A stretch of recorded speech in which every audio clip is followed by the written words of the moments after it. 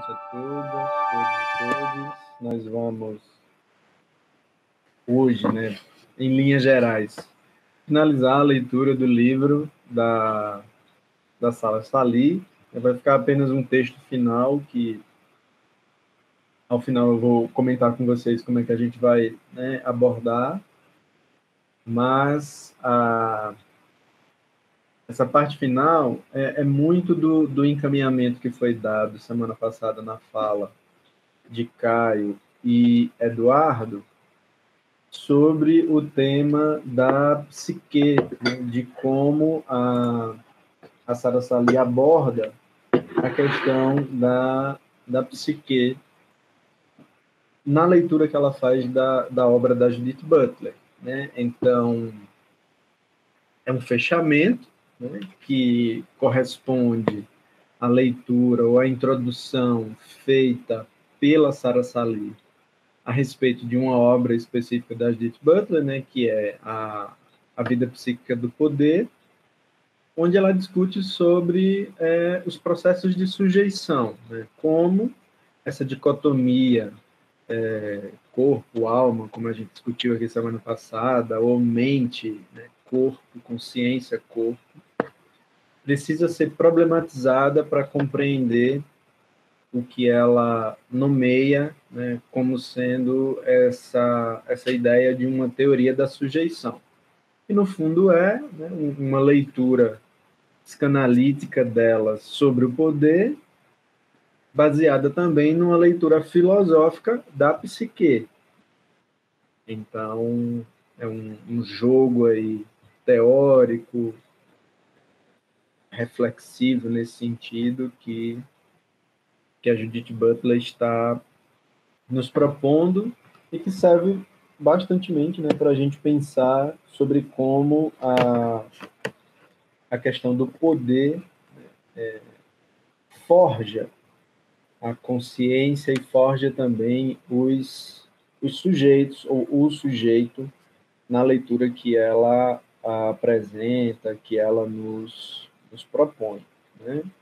Então, hoje nós vamos ter a contribuição de Aila e de Lucas, que irão fazer uma introdução sobre o tópico, e, ao final, como de costume, eu farei alguns comentários, em seguida a gente parte para a discussão em torno do que o grande grupo também perceber da apresentação e das inquietações que foram guardadas, certo? Então, Aila e Lucas, fiquem à vontade, quando vocês quiserem.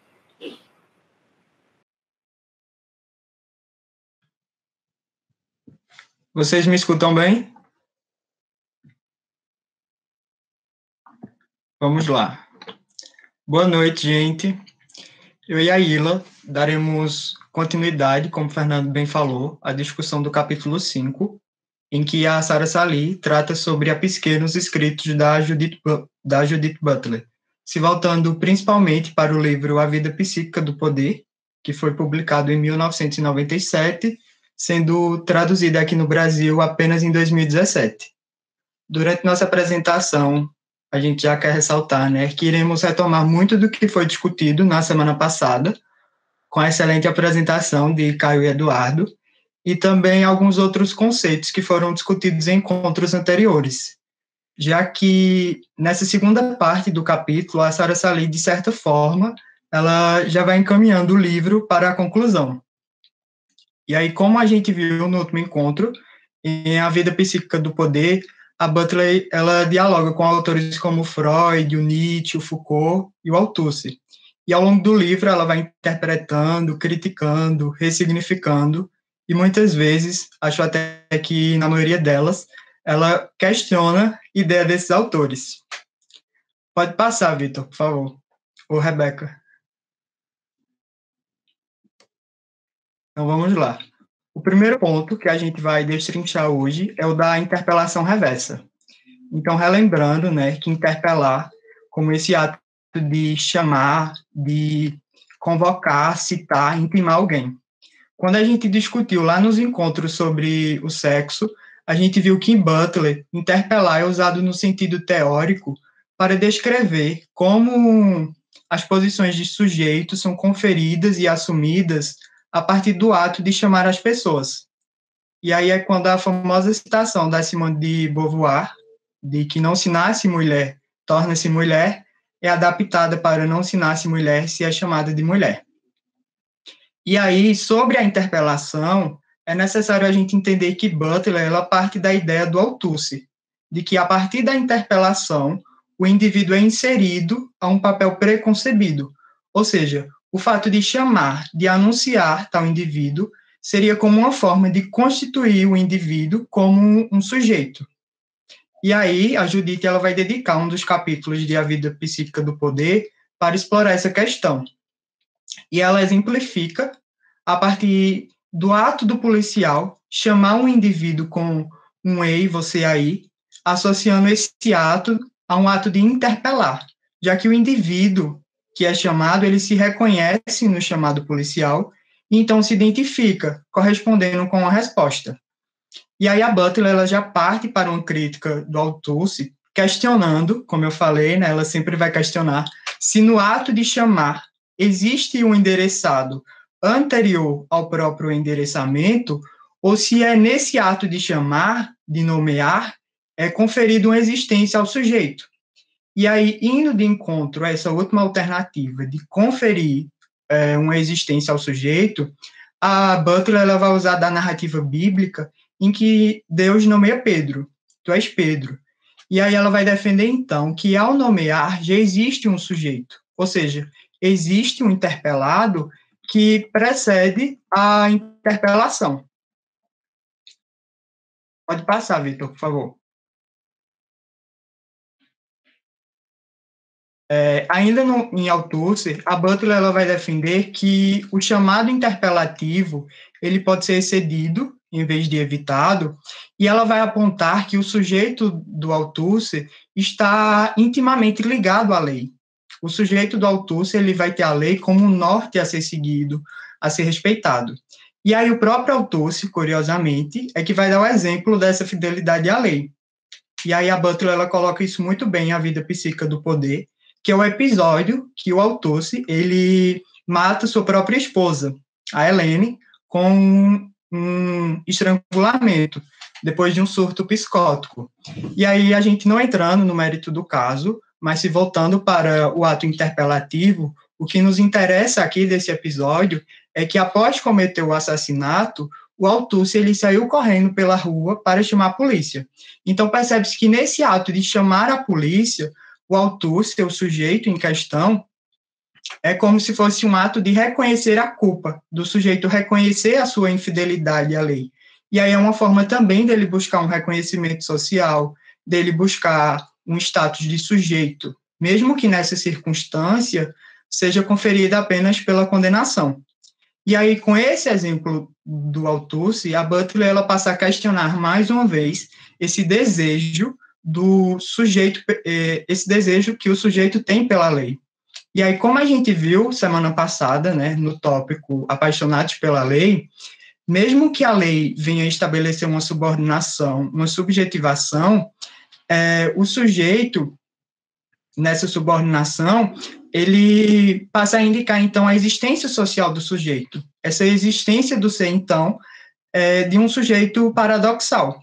E aí, como articula Butler, a sujeição significa tanto um processo de se tornar um subordinado pelo poder, mas também a sujeição como o processo de se tornar um sujeito, seja pela interpelação, no sentido do Althusser, ou seja pela produtividade do discurso, no sentido Foucaultiano.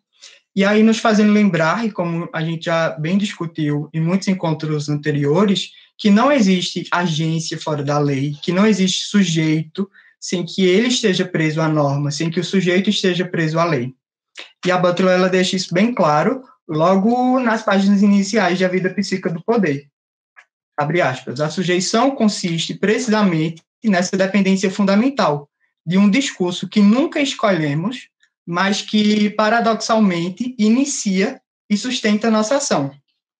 Então, dessa forma, a sujeição só é alcançada a partir da aceitação pela lei e de um sentimento de culpa, já que a culpa é que vai garantir a intervenção da lei. E Eduardo, semana passada, ele falou um pouco sobre o sujeito se reconhecer, mesmo que mediante uma violência prévia, a partir de Nietzsche. Se depois ele queira acrescentar um pouco, outro leitor de Nietzsche. Mas, enfim, o Nietzsche enfatiza a vontade humana de sentir culpa, de sentir desprezo, a vontade humana de castigo, de colocar o problema do castigo em tudo, sendo que, falando ontologicamente, não existe culpa, já que a culpa vai existir apenas através da sujeição com as regras morais. E é com essa sujeição que o sujeito vai se sentir culpado.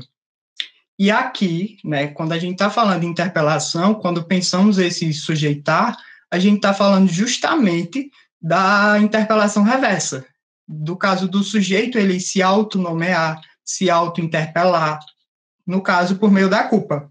E a Butler, então, vai ter como base, mais uma vez, o Althusser, quando ele articula sobre ideologia, e aponta que a culpa e a consciência operam implicitamente, digamos que numa relação de exigência ideológica. Seria como uma reprimenda que vivifica o sujeito, no relato da formação do sujeito. É como uma interpelação de si construída através da culpa. Ela coloca muito bem isso nesse capítulo que ela dialoga com Althusser, e aí eu trouxe para vocês, abre aspas, se o sujeito só pode garantir sua existência nos termos da lei, e a lei exige a sujeição para a subjetivação, perversamente é preciso sempre já se render à lei, para continuar afirmando a própria existência. Então, nesse caminho, né, se tem um sujeito que é anterior à lei, mas que faz uso dela para ter reconhecimento social. Butler defende, então, que o sujeito venha a existir através de ações simultâneas, e não apenas de uma ação única, isolada, de submissão e de domínio, e que esses atos de submissão e de domínio, na verdade, são efeitos dos atos realizados pelo próprio sujeito. Assim, a Butler ela argumenta que o poder age sobre o sujeito e o ativa ao nomeá-lo. E aí ela vai se diferenciar do Althusser, que vai ver o sujeito antes da lei, o sujeito linguisticamente instaurado, como anterior à interpelação da lei. E parece que Eduardo não está aceitando a interpelação. Pode passar, Vitor, por favor.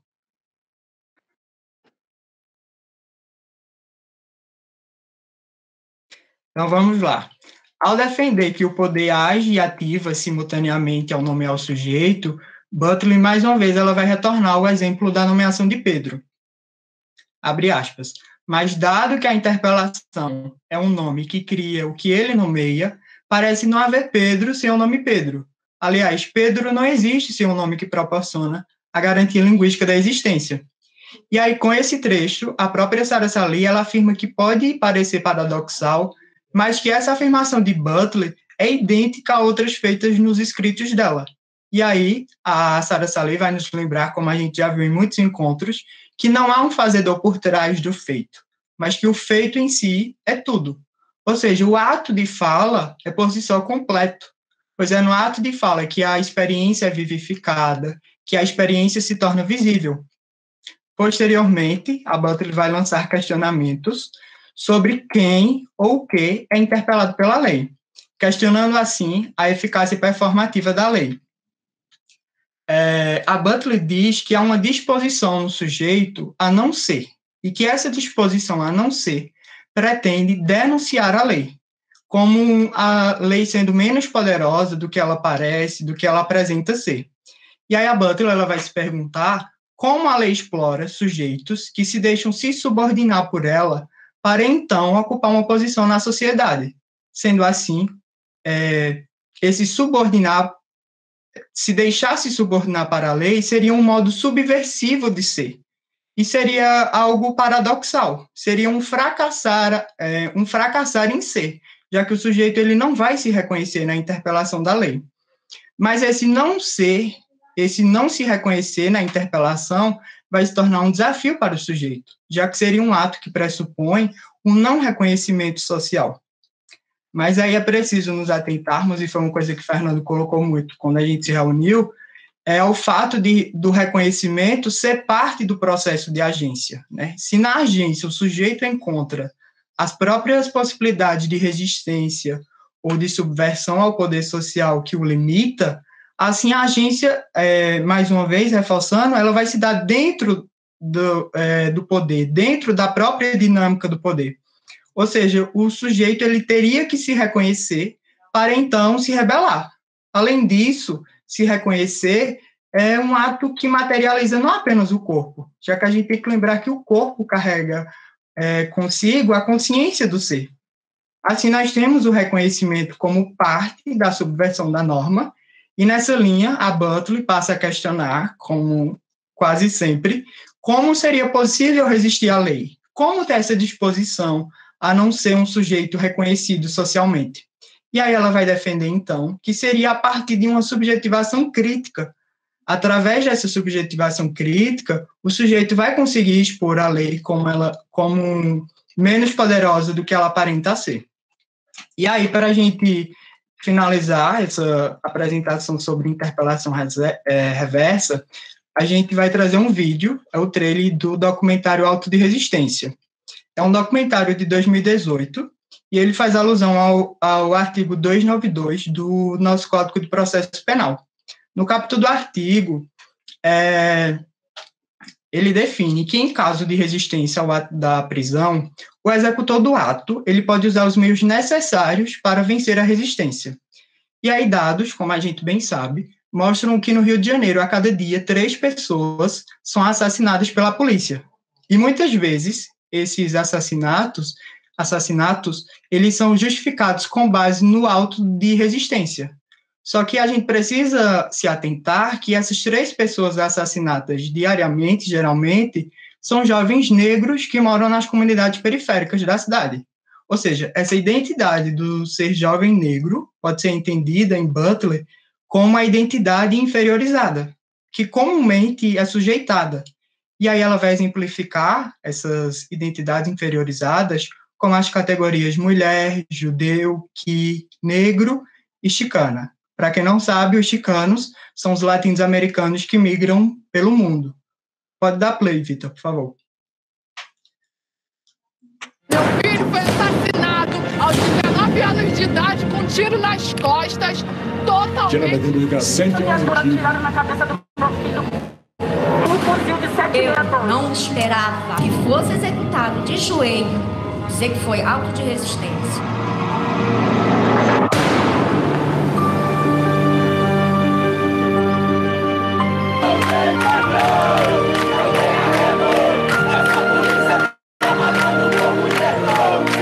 A gente ficou na porta de casa brincando e gravando um vídeo. Botava a luz da câmera no meu rosto e tirava. A gente falava assim, camuflagem. Camuflagem. Camuflagem. Foi na hora que eu fui correr atrás dele e ouvi o disparo.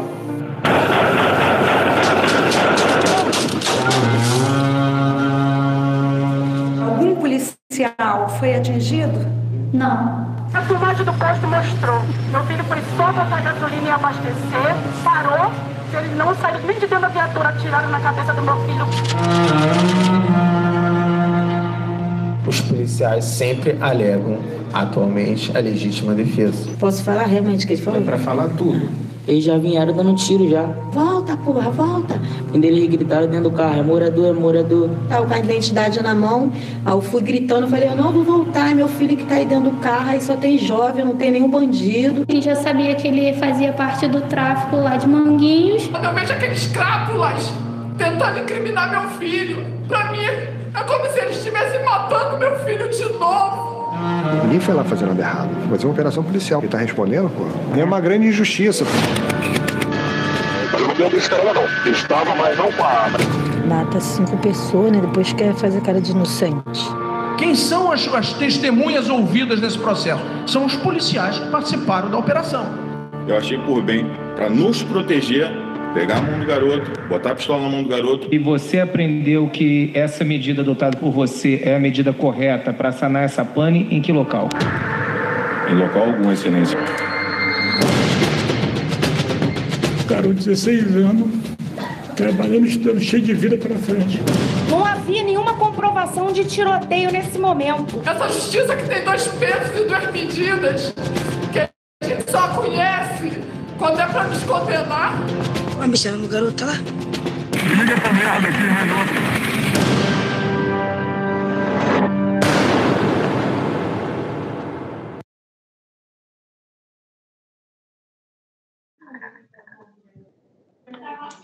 É bem forte o documentário, mas aí não me atendo à questão criminológica de violência policial, mas o documentário mostra, na nossa linha de pensamento, as novas formas de configurações da interpelação, né? O auto de resistência como um dispositivo policial para a interpelação, usado para subordinar, para subjetivar sujeitos. As pessoas são assassinadas antes mesmo da interpelação, antes de responderem quem são, antes de se identificarem, né? Como a gente viu em algumas das falas, elas receberam tiros de costas, de joelho, sem mesmo se apresentarem ao executor, que no caso é o policial. São sujeitos interpelados através da materialidade deles, e como a gente já viu anteriormente, em Butler, a materialidade do sujeito é o próprio corpo. E esse corpo lido, como um corpo negro, é impedido de existir pela ação policial. Ou seja, a ação policial como uma forma de poder que configura o sujeito, indo de encontro à teoria da sujeição em Butler, quando ela defende que o poder atua sobre o sujeito, que o poder, sendo externo, domina o sujeito, e em sentido transitivo, permite que o sujeito seja. E, como vimos no vídeo, o poder impede que o sujeito seja, né? Quando Butler exemplifica a identidade inferiorizada da mulher, do judeu, do negro, do chicano, ela enfatiza o potencial subversivo dessas identidades instáveis e da recusa de reconhecê-las no ato da interpelação, né? O próprio poder recusa de reconhecer essas identidades inferiorizadas no ato de interpelar. E o vídeo mostra bem que o sujeito não é identificado pelo seu próprio nome, mas ele é identificado pela identidade social inferiorizada. Ele é identificado pelo ser negro, o termo simbólico, né, criado pelo próprio poder, que vai exceder a psique, o imaginário. O ser negro, ele passa a determinar a própria condição de existência, a trajetória de existência, né? Aliás, melhor dizendo, o ser negro ele passa a determinar a existência ou não do sujeito, né? E nessa linha de resistência à lei, nessa linha de resistência ao poder, a Butler ela passa a insistir na melancolia das identidades que são generificadas, que são inferiorizadas, são sexuadas e excedem os termos constituídos socialmente, como a gente vai ver na fala de Aila.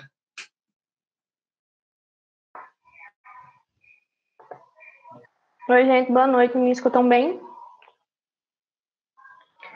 Ótimo. Eu não sei se vocês já conseguiram perceber, tanto na fala dos meninos na semana passada, como até agora na fala de Lucas, o quanto nesse livro, A Vida Psíquica do Poder da Butler, ela vai estar interessada em compreender como esse paradoxo entre a interpelação e as formas de poder constituem o eu. E ela nos dá, né, inúmeros exemplos acerca disso, e a partir de agora, trabalhando essa questão através da melancolia, veremos mais exemplos de como essa sujeição, essa interpelação, essa subjetivação estão relacionadas, na verdade, às identidades sexuadas e generificadas. A minha fala, eu construí o meu texto para falar hoje a partir do capítulo 6 do livro A Vida Psíquica do Poder, né, que é intitulado O Gênero Melancólico e Identificação Recusada, mas eu gostaria de trazer uma passagem da Sally, da página 181, que eu tive mais como uma espécie de alerta, que ela dá uma espécie de lembrete, na verdade, né, para a gente não esquecer que a Butler vai trazer sempre a masculinidade e a feminilidade como conquista e a heterossexualidade como aquisição. Ou seja, a gente não pode esquecer a ideia de que o gênero não é um dado, e sim um processo. Aqui ela já deixa claro que nós não podemos nos deixar levar por essa ideia dessa dimensão estática do gênero, né? A masculinidade e a feminilidade devem ser vistas como construtos advindos do gênero, e não ao contrário. Então, ela inicia o capítulo do livro, o capítulo 6 do seu livro, com uma passagem de Freud, que eu achei muito interessante trazer, porque vai sempre existir nesse capítulo essa distinção entre o luto e a melancolia. E na passagem diz assim: no luto, o mundo se tornou pobre e vazio. Na melancolia, foi o próprio eu. E a gente já viu, né, que o luto seria a reação a uma perda real, geralmente a morte de alguém amado, e a melancolia seria um estado emocional semelhante ao processo de luto, mas não há necessariamente uma perda que a caracterize, podendo acontecer sem uma causa definida. Ou seja, o melancólico nem sempre sabe o que perdeu ou se realmente perdeu algo, né? Mas ele carrega uma tristeza persistente, que ele nem sabe o porquê carrega, mas está com ele. E Butler admite, na verdade, que é um pouco estranho, à primeira vista, a gente conceber o gênero como uma espécie de melancolia, ou como um de seus feitos. Mas nós devemos levar em conta que o próprio Freud, em O Eu e o Isso, uma de suas obras, reconheceu que a melancolia é de fundamental importância para a formação das identificações que constituem o eu.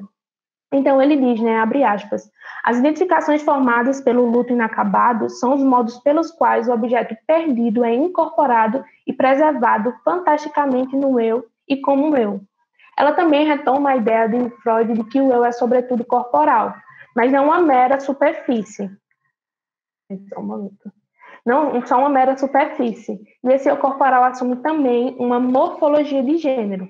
E para discutir essas questões a partir de Freud, é preciso que a gente contemple a ideia de que as estruturas de poder nas quais estamos inseridos, existe uma brecha que nos leva à compreensão signa, que seria o que a consciência materializaria no corpo.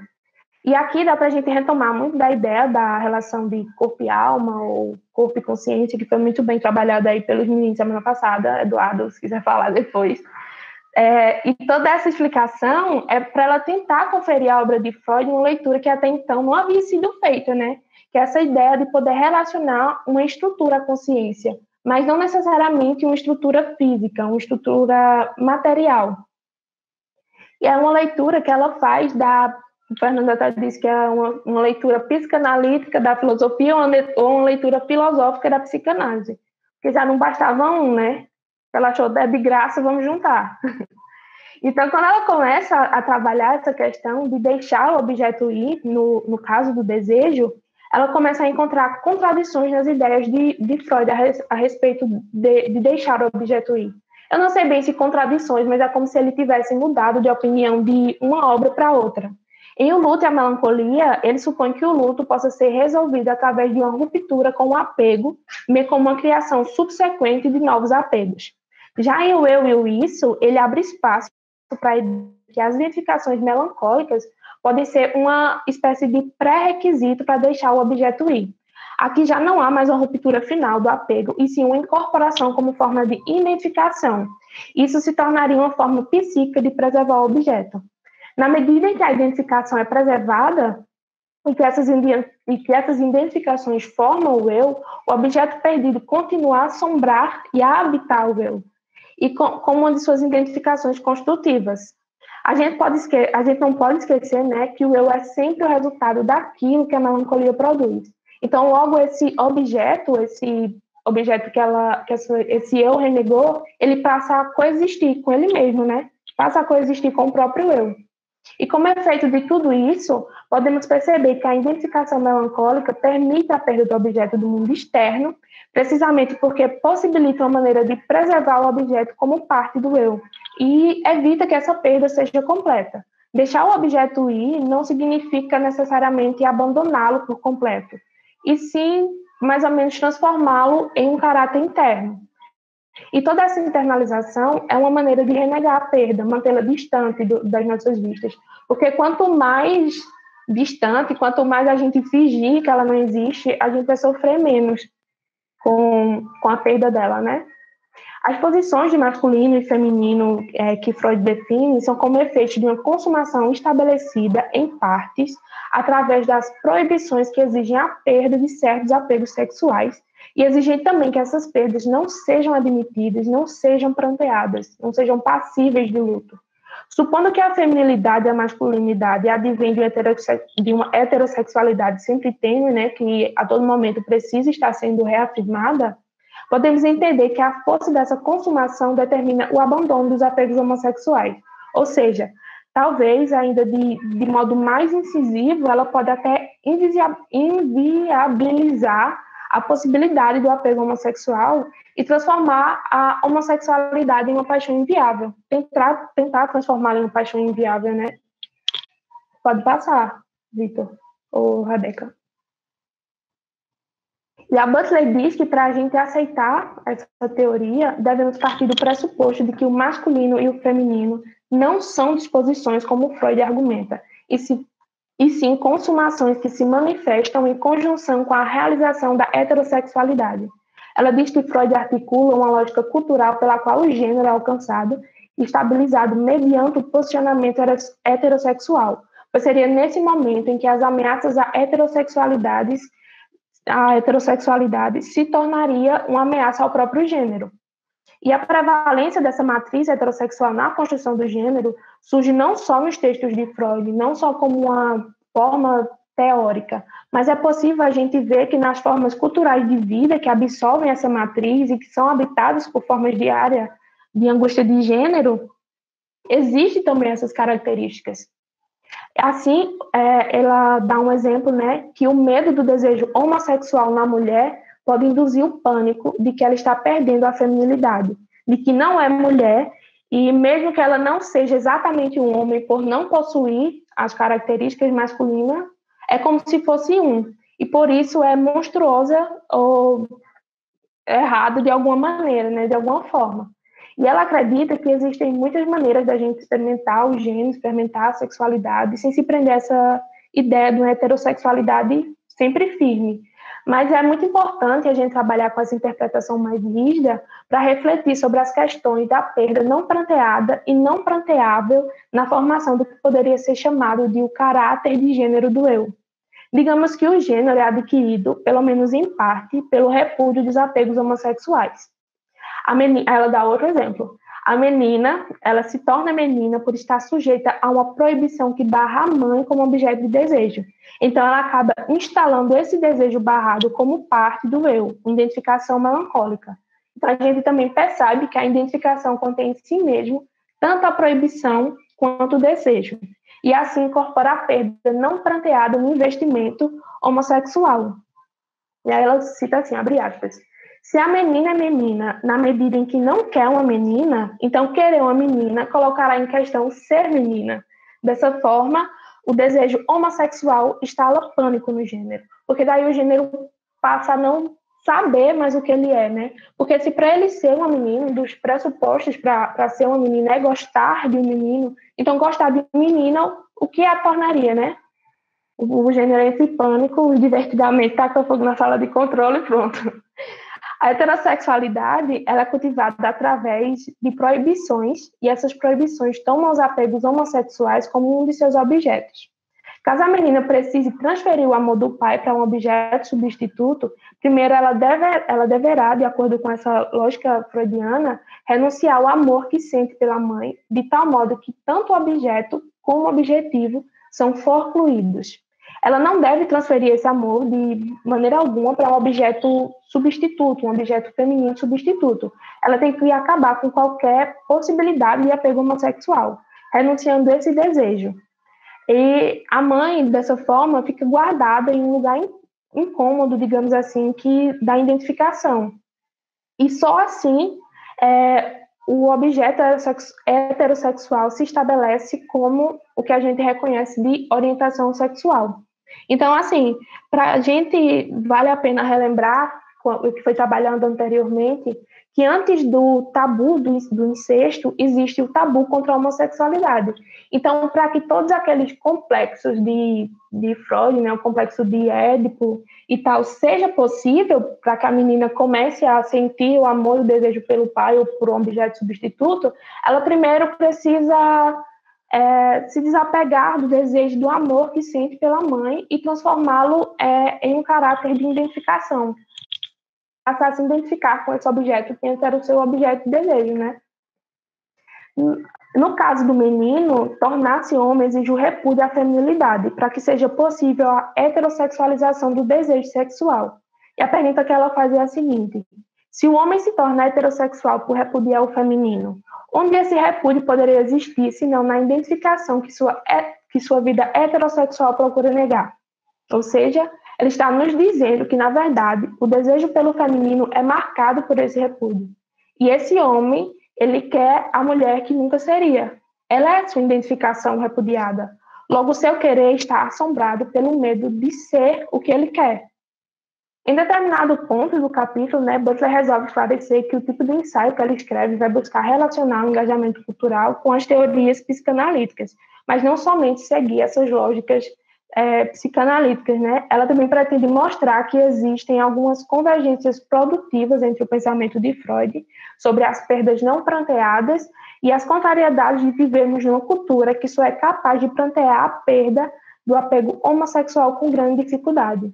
Quando enxergamos essa dificuldade do pranto imposta culturalmente, podemos tomar como exemplo a devastação provocada pela AIDS e a tarefa de encontrar uma ocasião pública e uma linguagem comum para prantear uma quantidade tão grande de mortes, Aí eu assisti um documentário esses dias, não sei se alguém aqui já assistiu, que é Cartas para Além do Muro, tem no Netflix, e que traz muito bem a questão da AIDS quando ela chegou aqui no Brasil.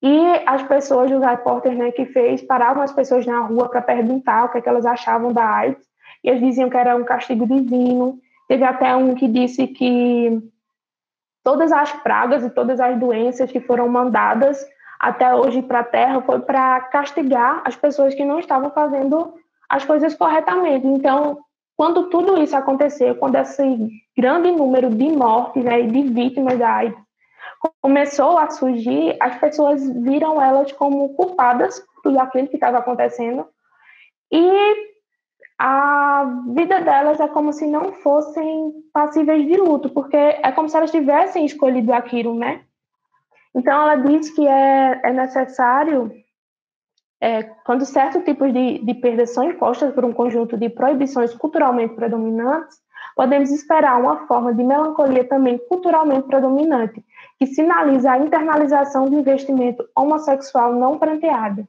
E quando não há um reconhecimento, um discurso público que possa ser nomeado e promover o luto dessa perda, a melancolia assume dimensões culturais de consequências imediatas. Porque, dando novamente o exemplo dessas pessoas da AIDS, ele também traz o documentário, diz assim, não, já que essa pessoa morreu por estar sendo culpada, por ter escolhido ser homossexual, então ela estava errada, então eu também estou errada, então eu vou esquecer isso, acabou, vou fingir que nem existe. Então essa vida não foi pranteada, ela não foi passível de luto, Só um momentinho. Quando toda essa proibição permeia uma cultura, a perda do amor homo é provocada por uma proibição repetida e ritualizada em toda a cultura. E o resultado disso é uma cultura da melancolia de gênero, em que a masculinidade e a feminilidade surgem como vestígios de um amor não prateado. Agora a gente vai voltar mais um pouco para a ideia de Freud sobre a melancolia marcada como uma experiência de autocensura. A Butler ela sugere que nós reformulemos o Freud quando se trata da libido homossexual e que interpretemos ele como essa libido homossexual como uma forma de retorno ao apego homossexual. Se a perda se torna uma cena de conflito renovada e se ela não pode ser articulada ou externalizada, então ela recai sobre o próprio eu na forma de super-eu. E esse super-eu seria um eu hipermoral, que não está mais apenas no campo do inconsciente, mas no campo do argumento moral, e que vai ter o dever de vigiar e punir esse eu quando ele sai dentro da lógica heterossexual, E a partir do momento em que renegamos nossos desejos, começamos a carregar conosco um sentimento muito grande de culpa. E a Butler, então, nos diz que é a partir desse momento que o eu se torna miserável, pois passa a autocensurar-se. E esse ideal de eu, considerado correto pelos padrões heterossexuais e vigiado pelo super-eu, é exatamente o ideal de retidão social definido contra a homossexualidade. abre aspas, ela diz assim: a proibição da homossexualidade impede o processo de luto e provoca uma identificação melancólica que faz o desejo homossexual se voltar sobre si mesmo em forma de autocensura e sentimento de culpa. De acordo com Freud, a homossexualidade ela não é abolida, e sim preservada, mesmo que preservada na proibição. É como se a consciência exigisse uma constante renúncia do instinto para produzir uma autossatisfação, mas a renúncia não suprime o instinto, ela se utiliza dele para seus próprios propósitos. Então, tanto a proibição quanto a experiência vivida da proibição são alimentadas pelo instinto renunciado. Assim, a renúncia exige a própria homossexualidade que condena como uma fonte de sustento muito preciosa. Pode passar.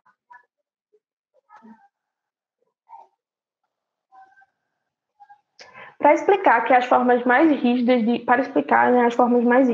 de gênero e identificações sexuais parecem gerar melancolia, ela resolve retomar alguns conceitos que já foram apresentados em problemas de gênero sobre a performatividade de gênero.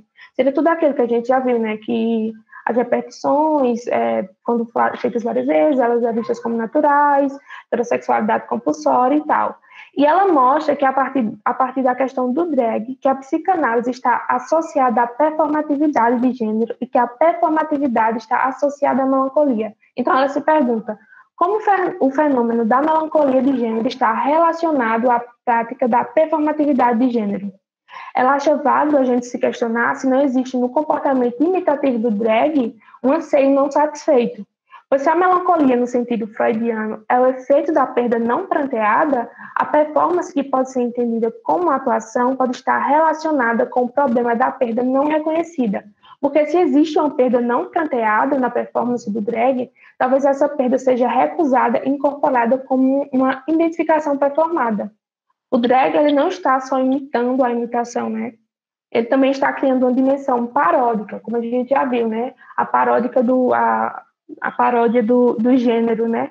Nessa lógica, até mesmo a paródia drag estaria acompanhada da dimensão melancólica do gênero, ou seja, eu crio uma paródia como forma de metaforizar algo que eu não posso ser. Até o Fernando citou uma expressão que eu achei muito interessante, né? Que seria uma performance melancólica. A gente não pode fazer uma leitura do drag como sendo um exemplo de uma ruptura extrema com a matriz heterossexual, até porque a Butler já disse que não acha possível que a gente consiga fazer essa ruptura completa com o poder. Mas, no fundo, até mesmo a paródia drag, ela pode ser um exemplo de como aquele sujeito está performando algo que ele gostaria de ser, mas não é. Então, na verdade, o drag alegoriza a melancolia heterossexual, a melancolia pela qual o gênero masculino se forma a partir dessa recusa de prantear o masculino e o gênero feminino se forma através dessa fantasia incorporada pela qual o feminino é excluído como possível objeto de amor, mas uma exclusão jamais pranteada, mas preservada por uma intensa identificação feminina. E a mesma coisa acontece com o masculino, né? Então, por isso, faria sentido a gente dizer que a melancólica lésbica mais verdadeira é a mulher estritamente hétero, e o melancólico gay mais verdadeiro é o homem estritamente hétero. Temos que entender que a melancolia ela pode agir dentro da homossexualidade de formas específicas, de maneiras diferentes, né? Na formação da identidade gay e lésbica, pode existir um esforço para renegar uma relação constitutiva com a heterossexualidade.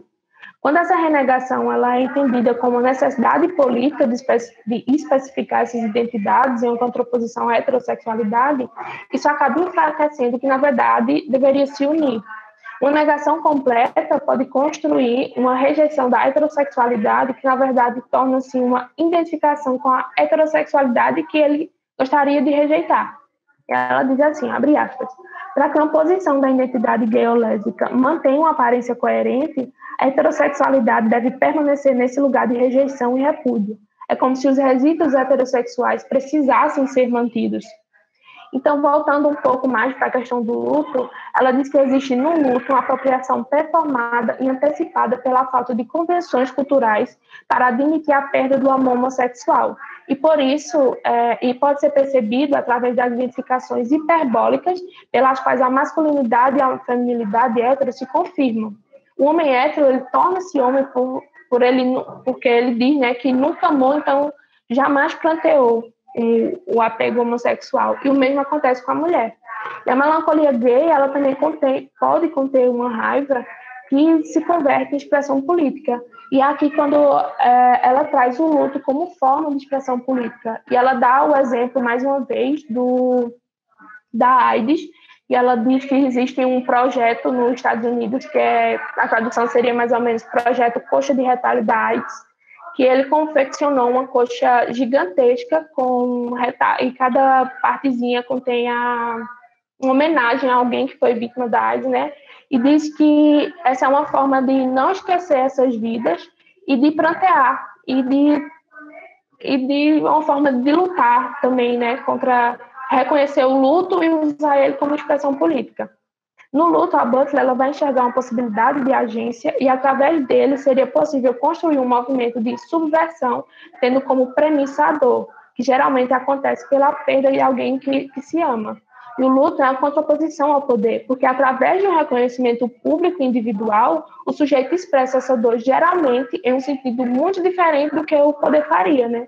Enquanto o luto permanecer, ela diz, né, que enquanto o luto permanecer como se não existisse, como se não fosse possível expressá-lo, o fato da raiva não ser reconhecida pode intensificar. E se ela é condenada publicamente, os efeitos melancólicos da condenação podem atingir proporções gigantescas. Por isso a importância das instituições coletivas para o luto, para que seja possível uma reestruturação das relações de apoio. E devemos interpretar isso como uma forma de resposta das vidas às terríveis consequências psíquicas de um processo de luto culturalmente tolhido e condenado. E daí ela vai trabalhar muito bem essa questão do luto como expressão política na sua obra Corpos em Aliança e a Política das Ruas, Notas para uma Teoria Performativa da Assembleia, que ela traz o corpo como uma expressão política transitória. Seriam os corpos que rejeitam as dores impostas por um sistema cada vez mais opressor e se reúnem em assembleia, em manifestações públicas e que vão à luta, né? Até na resenha da editora tem assim que eu achei muito interessante e que se encaixa muito no que a gente acabou de ver. São corpos que tornam-se visíveis no meio de um campo político que ocultam os sofrimentos e escondem os corpos que sofrem. Reunidos, lutam performativamente contra a racionalidade neoliberal que destrói e degrada, contra a moralidade individualizante, contra o discurso da meritocracia, da dor que não se coletiviza nem se politiza. E assim, ela afirma que em determinados pontos do livro, ela levou a questão ao exagero, mas que isso era muito necessário, que é para a gente entender que não existe uma razão aparente, uma razão necessária para que as identificações sejam opostas aos desejos, né? E que isso acaba deixando o eu, isso acaba oprimindo o eu, né? E o deixando ele cada vez mais frágil e instável. É só isso, gente. Era só para ser uma participação especial, mas eu me empolguei. Obrigada pela atenção.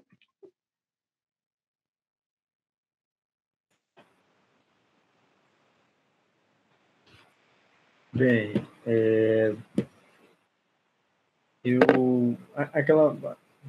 dessa discussão que Lucas e a Ilha fazem, né? Primeiro eu gostaria de destacar que eu acho que um movimento que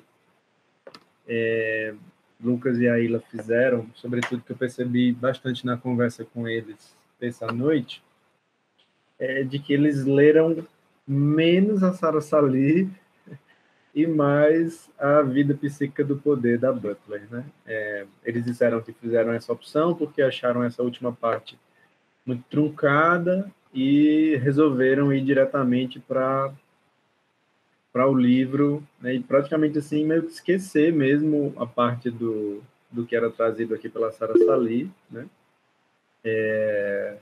Muitos momentos de ócio eles preencheram fazendo essa leitura e agradeço a Ilha e Lucas pelas colocações. A gente está chegando ao final da leitura desse livro, pessoal, e a Butler, pelo que a Sara Salih nos introduz, né, a Sara Salih vai destacar um movimento que a Butler faz de novo, que é de desconstrução de alguns conceitos que a gente já tinha discutido aqui, né? Como o Lucas destacou na fala dele, a ideia de interpelação ela volta para o nosso debate Só que percebam que a Butler está discutindo, né, agora, pelo que a Sarah Salih nos apresenta, uma ideia de uma interpelação reversa. A gente gastou aqui algumas semanas discutindo sobre esse conceito de interpelação, falando de como é que ela lê o Althusser, de como é que ela retoma o Derrida para falar daquele debate sobre nomeação, sobre citação, sobre a subversão contida na citação da performance, construída na performance e tal.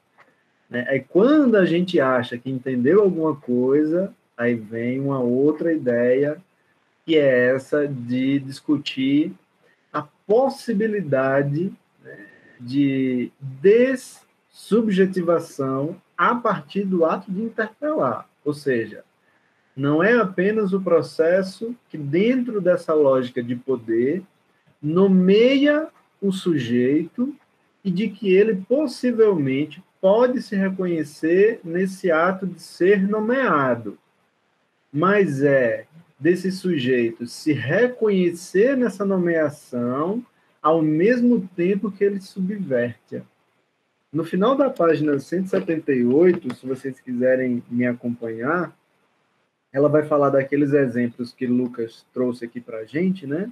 Que é de como a identidade social de determinados grupos, e aí ela vai citar o exemplo, né, da mulher, do judeu, do queer, do negro e da ticana, né, de como é que esses grupos, né, podem ser, de como essa nomeação desses grupos pode ser, ao mesmo tempo em que essas pessoas são interpeladas por esse processo de nomeação numa relação de sujeição de poder, como é que eles podem construir uma interpelação reversa.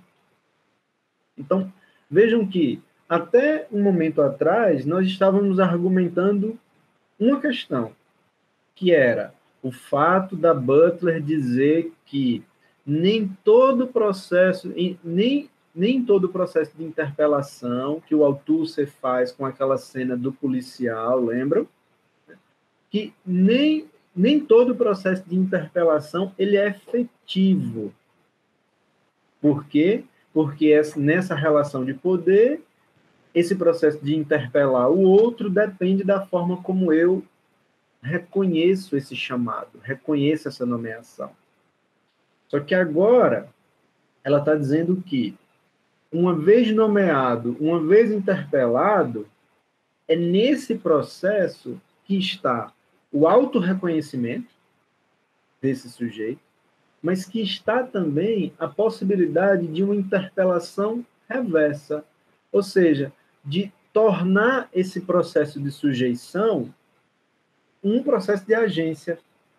Então, é como se a gente estivesse discutindo aqui uma agência interpelativa reversa, né?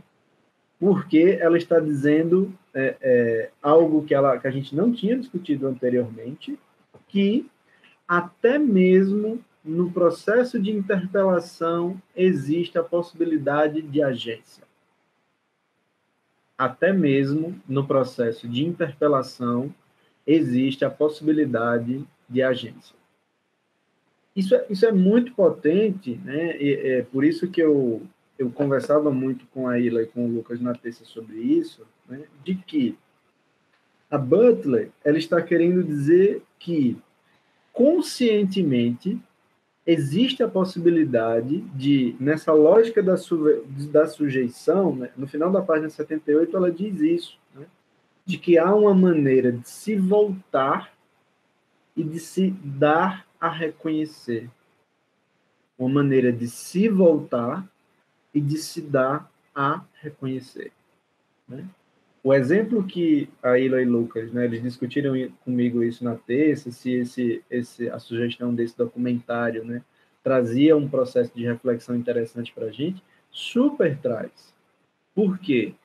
É preciso que a gente pense como esses processos de interpelação hoje não só constituem isso que a Butler está argumentando aqui com a gente, que é uma lógica da sujeição, que é uma lógica de como as pessoas, né, significam o poder a elas direcionado e, sobretudo, de como é que elas se posicionam em relação a isso.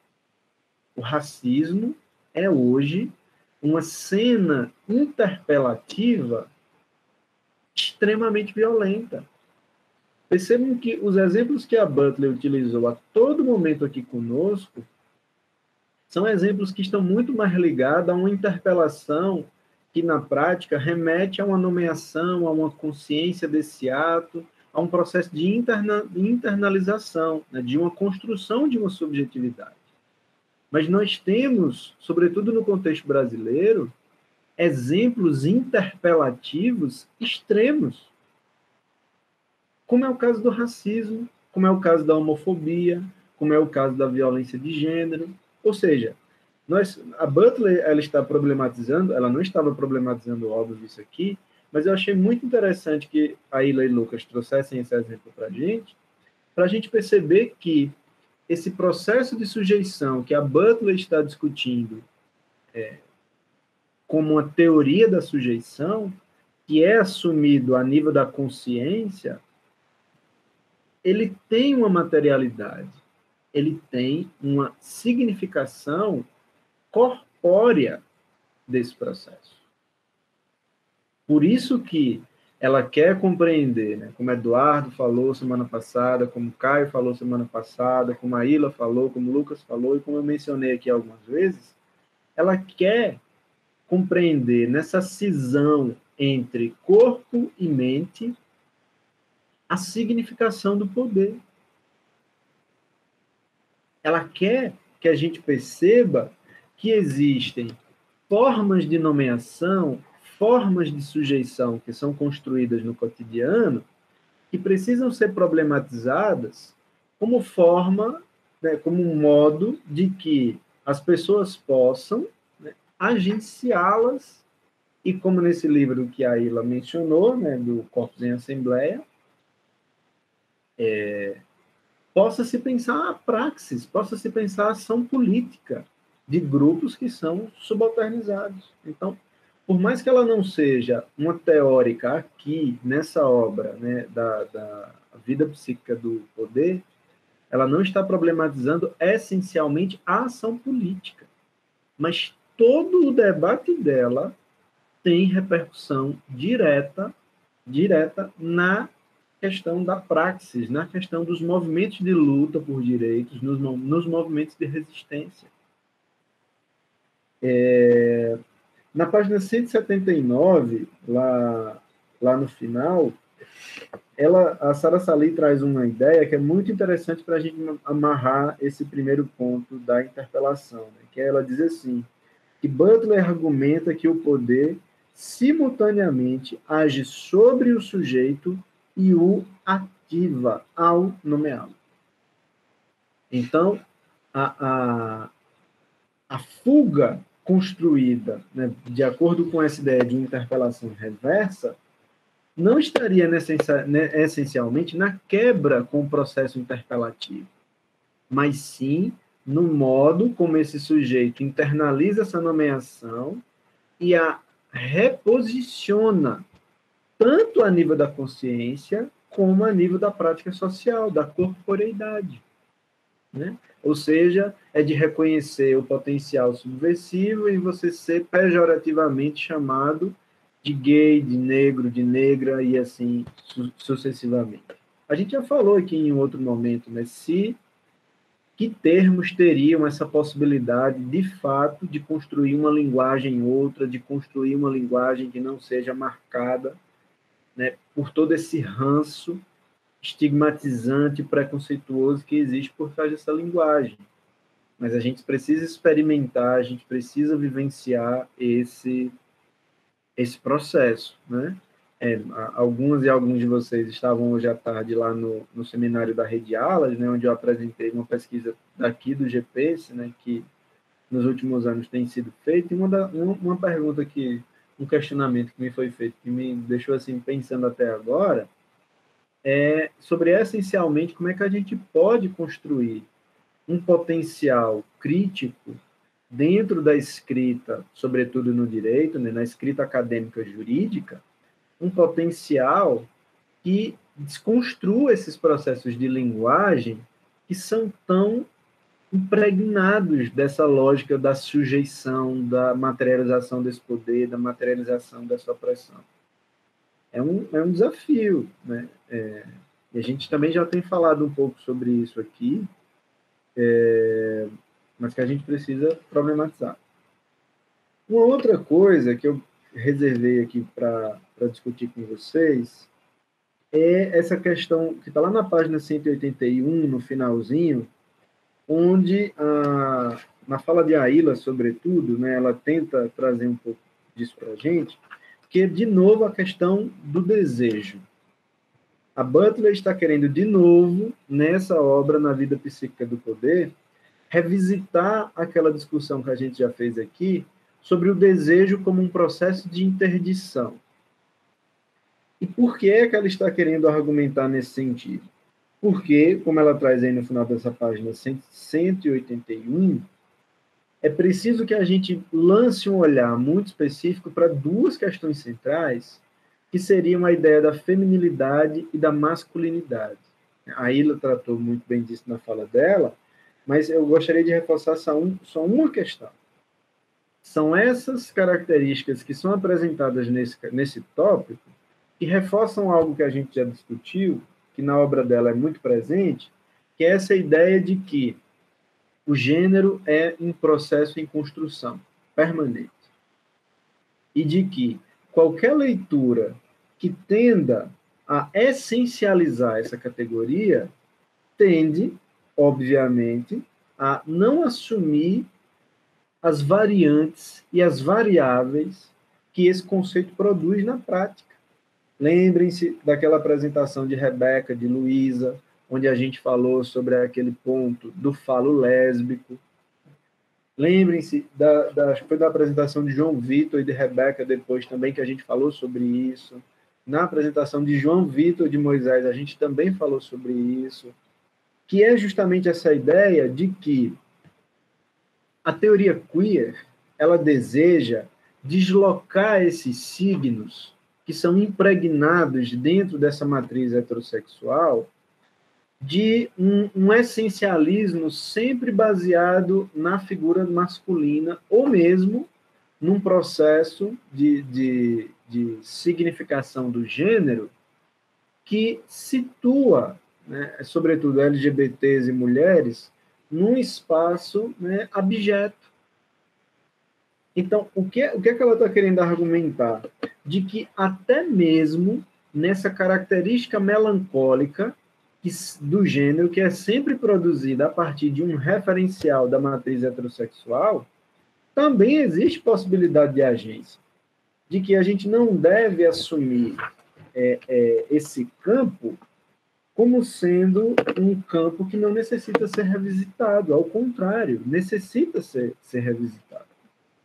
Até mesmo para que a gente não recaia naquilo que ela diz lá na página 182, né, no que concerne a essa ideia de uma leitura conservadora sobre a própria homossexualidade, em que eu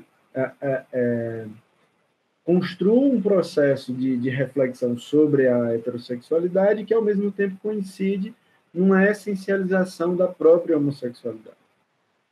Existe uma estrutura lógica que precisa ser repensada nesse intercâmbio e que possa vislumbrar, inclusive, a desestabilização desse processo. E aí eu gostaria de finalizar fazendo uma distinção que a Ilha já introduziu e que foi perfeita, só queria reforçar muito mais algo que ela já comentou, que é essa distinção que ela quer fazer entre melancolia e luto. A gente não está falando da mesma coisa. Por quê? A Butler, e a gente vai conversar um pouco sobre isso, né? O próximo livro que a gente vai ler vai ser esse Quadros de Guerra, é onde ela constrói a ideia do luto enquanto uma categoria política. O primeiro texto das nossas reuniões do semestre meio louco, assim, né? Lembrem-se, foi um texto dela onde a gente discutiu duas entrevistas que ela deu sobre o que é que ela enxergava desse cenário da pandemia, lembram? E nesses textos, ela reforçava de novo algo que vai ser muito interessante da gente ler nesse livro, que é a capacidade melancólica construída por tudo isso que a gente está discutindo aqui, é o que forja essa identidade sempre marcada por um processo de perda, de abandono, de rejeição, que Eduardo falou muito bem disso aqui semana passada com o Caio também, e que a Ela retoma nessa fala dela, mas ela quer destacar que nesse processo melancólico é o luto que vai encaminhar a capacidade de agência do sujeito para a possibilidade de agência, para a possibilidade de subversão.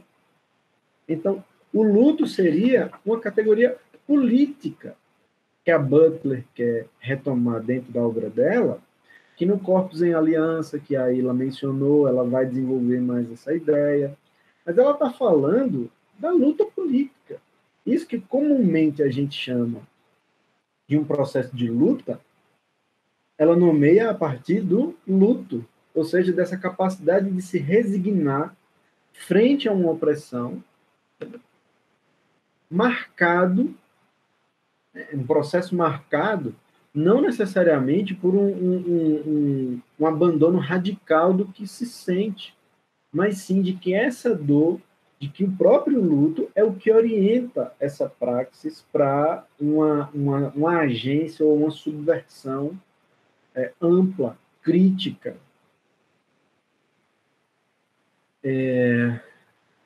Fala um pouquinho mais dessa tua pergunta, Antônio, para eu entender essencialmente em que ponto, tá certo? Depois de Bia, se tu puder, eu te agradeço. Mas, só para finalizar, enquanto a gente passa para as questões e para os comentários, a gente encerra esse livro, né? Esse prólogo que tem no finalzinho dele, né, que chama-se Depois de Butler, são algumas leituras mais contemporâneas, né, que a Sara Sali vai fazer, de alguns críticos que fizeram comentários da obra dela, e coisas do tipo. Eu sugiro muito que vocês leiam, é uma passagenzinha bem final, mas que nós tivemos, né, ao longo dessas semanas de debate, nós tivemos uma incursão sobre praticamente grande parte da obra da Butler. Eu acho que, com exceção do Quadros de Guerra e de uma ou outra obra dela, esse livro aqui que a gente leu nos introduziu questões importantes para a gente compreender o pensamento dela. Então, acho que a partir daqui nós temos que pensar num outro nível de aprofundamento dessas questões, que é uma leitura mais específica de assuntos, né? Então, acho que a gente vai poder conversar isso mais à frente, mas eu queria destacar que essa obra ela é muito significativa por oferecer um panorama, né, óbvio, com algumas lacunas que a gente percebeu aqui, mas oferece um panorama muito bacana, muito completo, eu diria, sem medo de errar, independentemente das ausências que a gente identificou aqui também. Um processo muito completo para a gente compreender qual é o lugar da teoria queer, qual é o lugar da obra da Judith Butler no debate pós-estruturalista, né, contemporâneo. E isso eu acho que ninguém aqui pode negar de que a gente não tenha conseguido desenvolver nessas últimas semanas, né? Mas, de novo, parabenizar pela apresentação a Ila e Lucas. A gente vai passar para as perguntas e a gente vai conversando um pouco mais, tá? Bia? Boa noite. Vocês me escutam bem? Sim. Tá certo. Primeiro, eu queria parabenizar o pessoal. Foi muito boa a apresentação. Foi incrível mesmo, gente. Então, eu tenho uma questão. A relação que existe entre o opressor e o oprimido seria o desejo melancólico pautado pelo Offerman? Certo. Seria? Só essa? Só isso, Só isso mesmo. Não necessariamente. Porque, veja, a questão desse conceito, né, Alfeban, alemão, não sei nem se eu estou pronunciando certo, é uma retomada que ela faz de um debate introduzido pelo Hegel sobre o sujeito. Uhum. Lá atrás, esse debate, Bia, se a gente fosse discutir, contextualizar essa sua pergunta com o início do livro, talvez, porque ali nós estamos falando de uma noção de sujeito que é marcado essencialmente pela relação de dominação. Ponto. Certo. Tá? Aqui, nós estamos falando de um sujeito que, diferentemente daquele sujeito hegeliano, possui uma capacidade de, como a gente viu, sobretudo na parte de Lucas, essa ideia de uma dessubjetivação. Então, não é necessariamente um processo de dominação que opera e que constrói a identidade desse sujeito, mas é também um processo consciente e vivido no corpo que é capaz de se resignar. Então, seria possível substituir, vamos dizer assim, essa relação que existe entre eu e outro pelo sujeito e instituição? Em que sentido? Em que sentido? Pensando assim, que de certo modo nós somos os valores que a instituição prega e que impõe também, de certo modo. Quando a gente reproduz, quando a gente absorve isso. Mas você acha que nesse paralelo a gente não estaria negando a capacidade de agência do sujeito? Não, eu não acho que a gente estaria negando, porque a gente poderia abrir, a gente poderia abrir aulas para uma subjetividade maior do sujeito, que inclusive daria porta para uma possibilidade de agência, não, professor? Eu acho que não, Bia. Eu acho que se a gente associar a essa ideia que você comenta, né, de que o processo de construção das subjetividades estaria essencialmente arraigado a um discurso institucional ou das instituições sobre... Não essencialmente. Poderia ter partes dele inseridas no sujeito, entende? Não, me explica. Perdão. Tá certo, deixa eu ver como eu posso explicar melhor. A Ila estava comentando que não podia romper necessariamente com o gênero, né, Ila? Então, se assim, o gênero é uma coisa que precede, de certo modo, a gente, então ele faz parte da gente ao longo da vida, entende? De certo modo, a gente acaba absorvendo isso pela relação que existe de absorver o outro e também de negar a si mesmo. Mas será que nesse processo de absorção a gente não estaria falando mais ou antes mesmo da própria interpelação sobre como eu sou nomeado? Sim, também. Exatamente isso. Eu acho que eu estou compreendendo um pouco melhor a tua questão, só que eu ainda insisto nessa ideia de que se a gente desloca para um espaço maior, independentemente da instituição, do imaginário social, né, desses construtos coletivos, sim, a construção da subjetividade de cada pessoa e a constituição do próprio sujeito, Bia, talvez a gente vá negar, no final das contas, de que não existe também um processo consciente nosso de internalização ou não dessa norma. Entende? Não. Eu acho que a gente precisa pensar, é uma questão muito complicada essa sua também de responder, e eu não sei nem essencialmente se eu estou respondendo, tá? Mas eu acho que talvez valha a pena depois você, né, assim como o Eduardo vai trazer respostas daqui a pouco,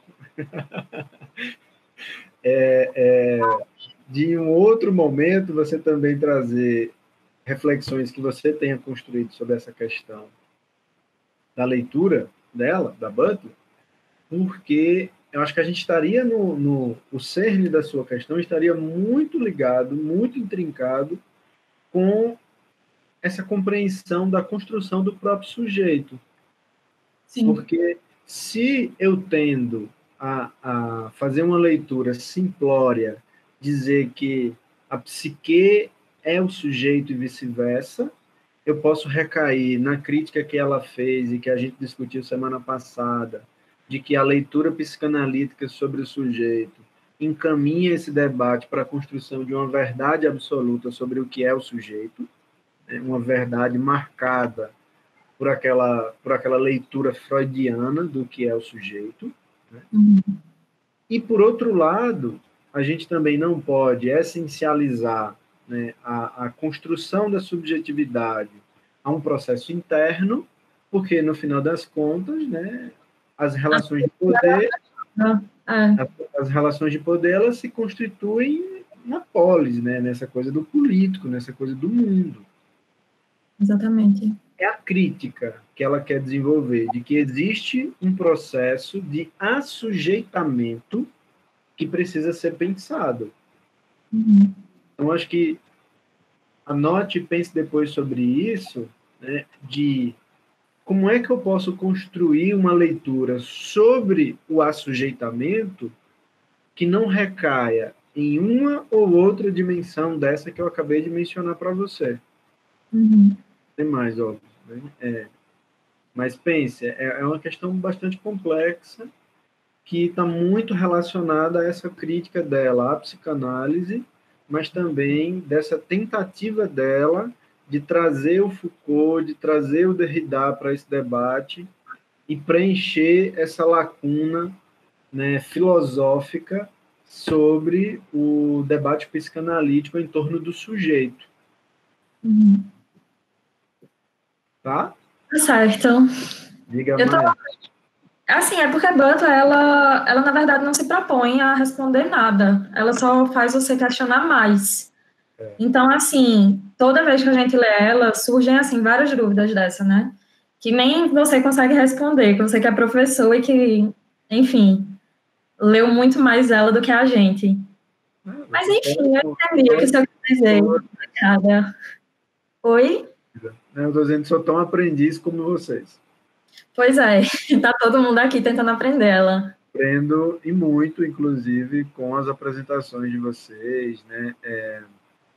Queria lembrar também aqui desse seu debate da apresentação de Jéssica e de Bia Doyle, que foi uma apresentação assim, muito, muito completa nesse sentido, e que trouxe muitas questões para a gente, né?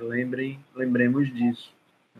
Acho que, no todo, nós tivemos aqui muitas reflexões, Bia, que dão pistas de por onde é que a gente pode pensar esse debate. Né?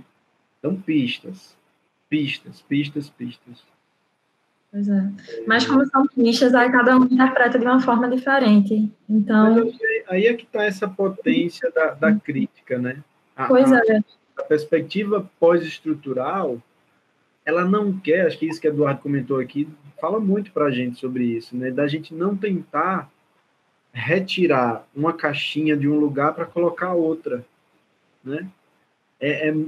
Será que a sobreposição de novas questões não ganharia um lugar? Por exemplo, essa sua questão é uma questão bastante complexa para a gente pensar esse processo. E por isso que eu acho que eu até permito me posicionar desse modo e dizer que eu não quero lhe responder, ou que eu não consegui lhe responder, né? Porque talvez eu estaria incorrendo naquilo que a gente tanto criticou aqui até agora, né? Sim. Mas pense sobre isso, né? E nos próximos encontros você traz algumas questões para a gente sobre isso. Nossa, eu tenho muitas. Vou continuar trazendo. Obrigado, minha querida. Você tem algo? Obrigada, professor. Obrigada, pessoal, pela apresentação. A Ila e Lucas querem acrescentar algo? Antônio? Olá, boa noite. Me escutam bem? Pronto. Sim, eu vou ser curto, porque Eduardo foi interpelado algumas vezes. Dá o tempo a Eduardo falar, porque eu estava lembrando que Eduardo é uma mistura de esperançoso com a melancolia de Sêneca, ou seja, e ainda tem Nietzsche ainda com martelo. Aí a gente vai esperar muito em relação a isso. Brincadeiras à parte, Eduardo, eu sei que a tua apresentação foi muito boa em relação aos questionamentos. não se preocupe não, que estamos em casa no debate.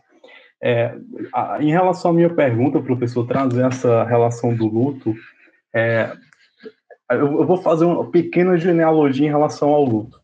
O luto, quando ele é resgatado de um livro do Kantarovich, do Esther Kantarovich, dos dois corpos do rei. E é interessante que o corpo do rei ficaria um colosso no lugar do soberano, e o corpo seria cremado posteriormente dentro de um processo chamado liturgia, isso no direito antigo romano. E o luto, nesse período de luto, era interessante que o luto dava lugar à festa. E essa relação de festa caía muito bem em relação para exaltar a glória do poder do soberano. Aí, quando a Butler, eu acho que depois de Foucault, o próprio Agamben, a Butler, o Roberto Espósito, eu acho que os pós-leitores vão resgatar essa questão do luto como o resgate da zona de nomos, ou seja, da zona de lei. Ou seja, é resgatar a categoria do impolítico, que é esquecido, para a categoria do político. E eu acho que seria a relação, lendo esse livro que está me dando dor de cabeça, eu acho que os livros mais difíceis que eu estou lendo é dentro de uma tríade que é a categoria do político, vida do espírito. Eu coloquei ele agora como leitura, para entender mesmo o que o professor Fernando falou no início, é a praxis. Ou seja, a Butler resgata mais uma vez o sentido de poder, o sentido de lutar, como sentido de não de impor, mas um sentido de ser parte. Eu acho que a relação do luto em Butler seria a profissão de fé do resgate do cidadão em relação a essa lei, em relação a esse nome, e afasta essa relação de zona de anomia, feito o pessoal falou bem, tanto a Ayla quanto o Lucas falaram nessa relação do vídeo que foi passado. Parabenizo pela apresentação.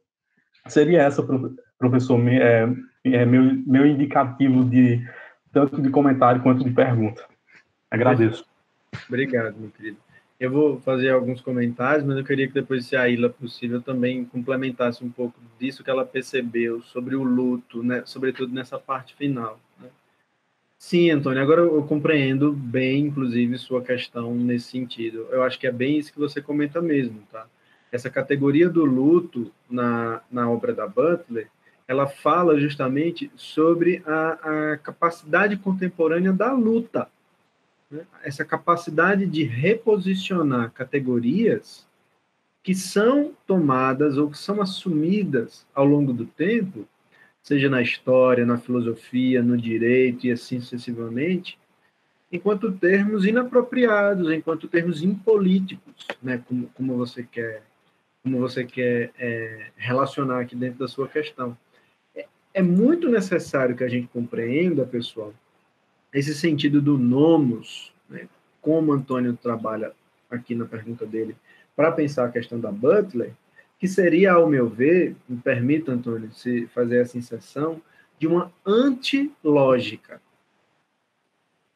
É uma antilogia, no sentido, né, dessa reflexão, porque é uma categoria, o luto se torna uma categoria que articula as oposições da praxis, ou seja, a capacidade dentro disso que até mesmo que Bia perguntou, né, retoma um pouco desse lugar do oprimido, mas também daquele que se rebela, materializa a opressão, mas ao mesmo tempo também repensa essa opressão, se resigna contra essa opressão. O luto seria uma metáfora ou uma expressão, né, daquilo que a gente se acostumou ou convencionou a chamar dentro da academia da subalternidade. É uma subalternidade revisitada. É uma subalternidade que apenas não é reconhecida enquanto um lugar, né, vivido da experiência de opressão.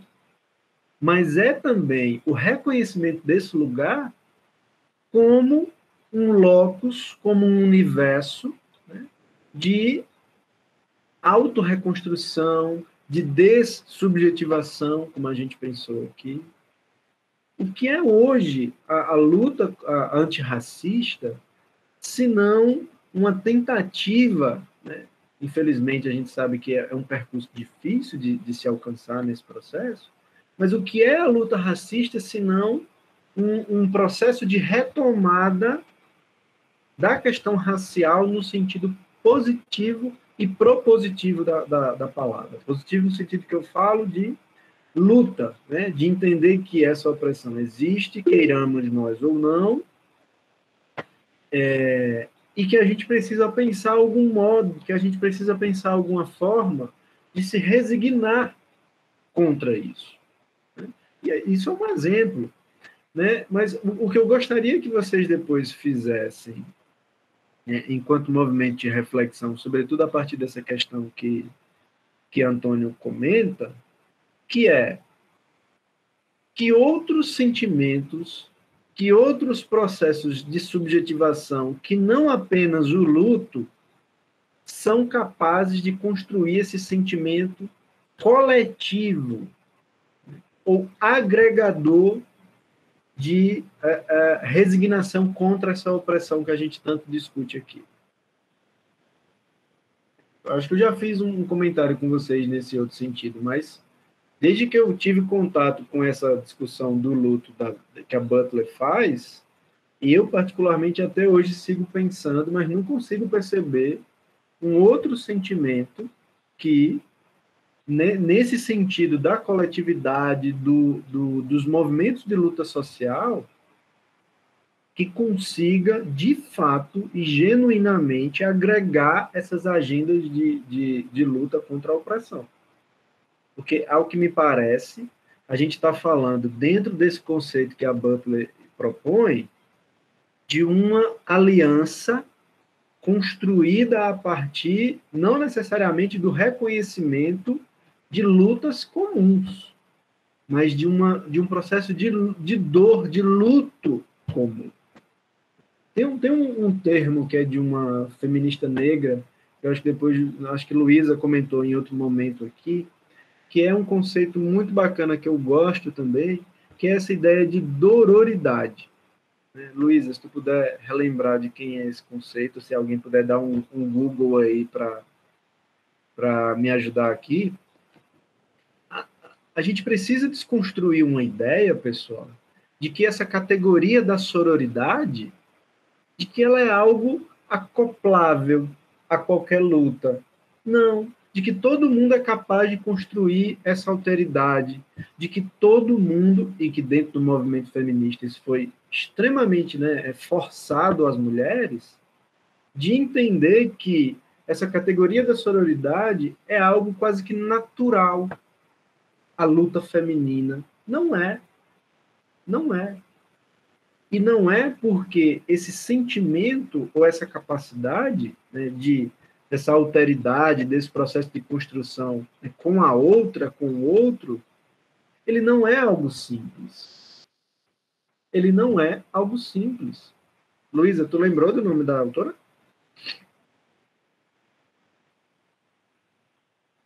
Luísa? Ela tá por aí, Rebeca?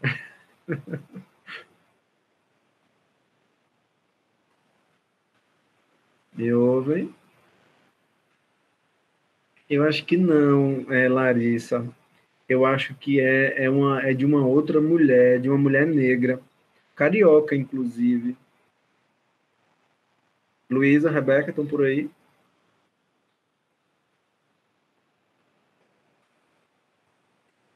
Não?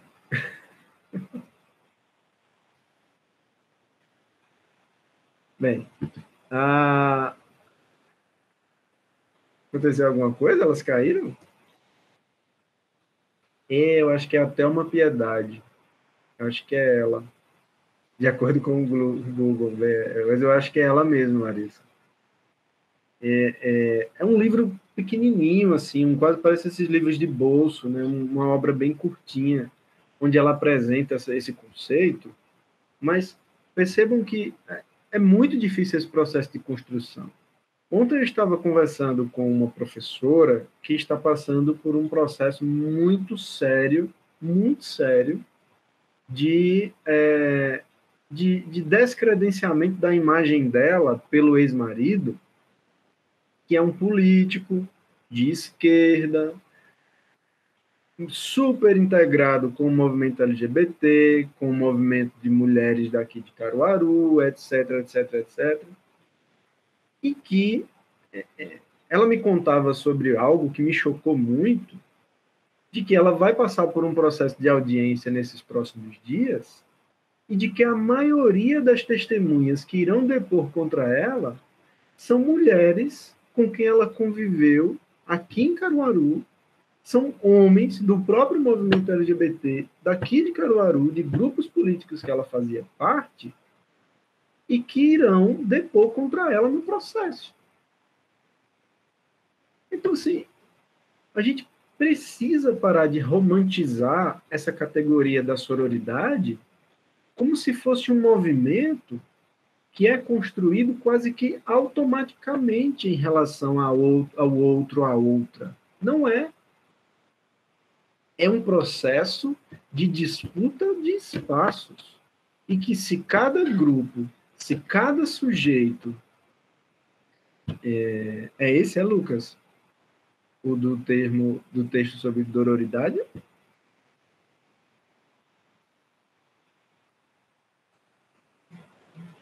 Quer falar? Pelo que eu vi, o livro é de duas autoras. Essa que Larissa falou e uma Vilma. E aí, nesse texto do Gala 10, a Vilma responde um comentário sobre o conceito. Ah, maravilha. Perfeito. É bem curtinho. Você lê rapidinho. Mas eu gosto muito também desse conceito que ela ou elas criaram, não sei, agora depois a gente... Luísa, Rebeca chegaram. João, liga para elas aí, por favor. Eu tô aqui. Cadê Luísa? Sei não. Vou chamar. Tá. Eu lembro que ela falou outro dia aqui numa reunião sobre esse conceito e sobre de quem era. Queria só que ela tirasse essa dúvida aqui para a gente. Mas, perceba, eu estou usando esse exemplo só para a gente materializar algo que é muito comum, de que a gente precisa abandonar essa ideia romantizada de que os processos de luta, eles não são comuns. Não são. Existem processos de disputa interna que vão para além. Nossa, Fernando, está sendo uma leitura tão pessimista disso, mas é isso. Não tem como não ser. Porque nós temos a todo momento exemplos que mostram como determinadas lutas, por mais que elas sejam... Né, é uma leitura realista, exato, Eduardo. Determinadas lutas, por mais que elas sejam comuns a determinados grupos, esse processo de construção de uma alteridade política, ele não é automático. Ele não é automático. É só a gente pensar num outro exemplo, durante como na história, a condição das mulheres trans esteve sempre colocada numa condição de segundo plano dentro do debate feminista branco, hegemônico, americano e tal. Tem uma questão a se pensar. Luísa, lembrou o nome da autora que tu falou? Ela está aí, Rebeca?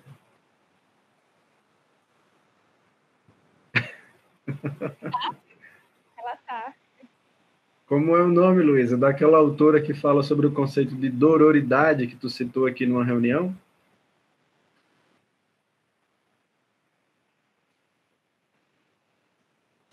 Eu não lembro o nome dela, é Vilma alguma coisa. Mas tem outras autoras que falam também. Deixa eu pesquisar aqui. Uma mulher negra específica, né, que ela cunha esse termo e depois ele vai sendo, né, rediscutido. Eu tinha para mim que tu tinha falado. Deixa eu ver. Eu não lembro. Tranquilo, mas acho que não. A Conceição Evaristo, ela inspira um pouco essa autora, Alana, mas não é ela também não. Vilma Piedade. Vilma Piedade. Isso, acho que é ela. Isso, nesse texto do Gala 10 é a Vilma Piedade que responde o comentário sobre o livro. Perfeito. Aila?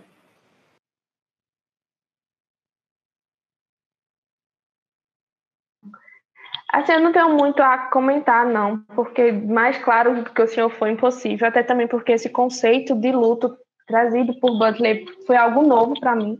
Eu não tive tempo de ócio suficiente para ler, mas eu gostei bastante da forma, porque até então eu tinha me interessado mais pela melancolia, né? Que era o que a gente estava trabalhando até então com maior intensidade.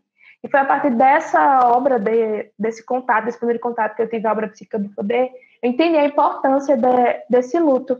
E como o senhor realmente diz, ele não é algo imediato. Aí eu me recordei do exemplo que eu dei sobre a coxa de retalhos da AIDS, né?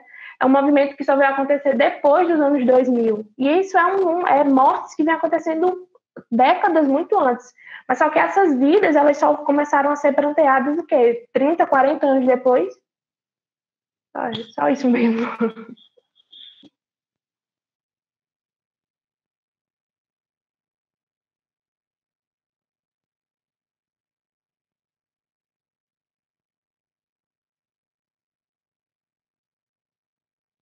A gente estava falando com o microfone fechado, perdão. Lucas, tu quer acrescentar algo a essa questão que a Aila trouxe?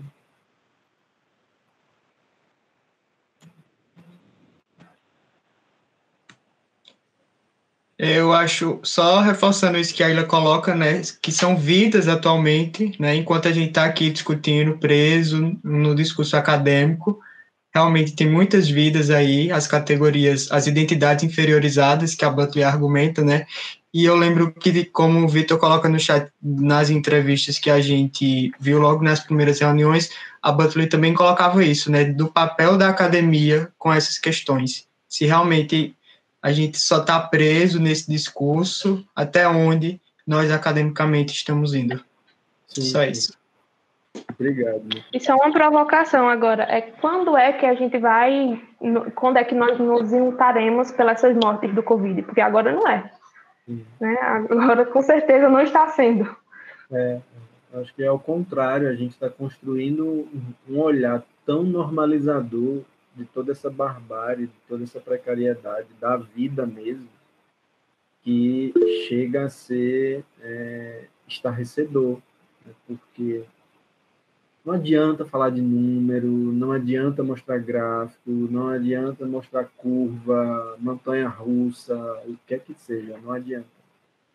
Porque parece que é um processo tão forte assim, que não tem mais nenhum impacto. Fala para a gente, Caio, sobre esse podcast.